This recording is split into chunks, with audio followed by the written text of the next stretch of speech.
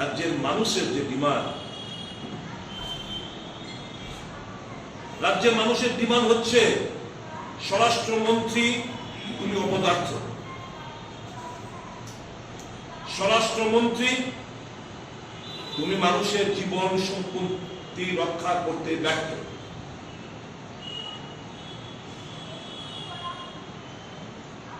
স্বরাষ্ট্রমন্ত্রী তোমার জামানায় ক্রিমিনালদের একটা স্বর্গরাজ্য, এ রাজ্যের মানুষের উনার উপর আর আস্থা ভরসা রাখতে পারছেন না। এই মন্ত্রিসভায় কি আর কোন মন্ত্রী নেই স্বরাষ্ট্র দপ্তরটাকে দেখার মতো? কেন তোমরা আমাদেরকে দাবি করতে হবে স্বরাষ্ট্রমন্ত্রী তুমি পদত্যাগ করো? এই যখন চিত্র রাজ্যে সম্পূর্ণভাবে ব্যর্থ, মিনিমাম নৈতিকতা যদি থাকতো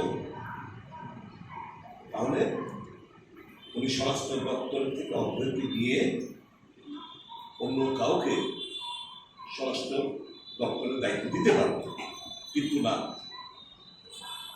one man show is going on in the state. এক ব্যক্তির শাসন ব্যবস্থা কায়েম হয়ে গেছে রাজ্যে। Only one man's voice is heard in the administration and in the party. শুধু এক ব্যক্তির কথা এবং কাজ শোনা হয় প্রশাসন এবং দল। Obviously, he is no better than Hitler, Kwrwi, or Muhammad bin Tughlaq. They do not believe in democracy. গণতন্ত্রের উপরে তার আঘাত বিশ্বাস নেই, চুরমার করে দিচ্ছে গণতন্ত্র ব্যবস্থাপনায় রাজ্যে। জুডিশিয়ারির উপর আঘাত,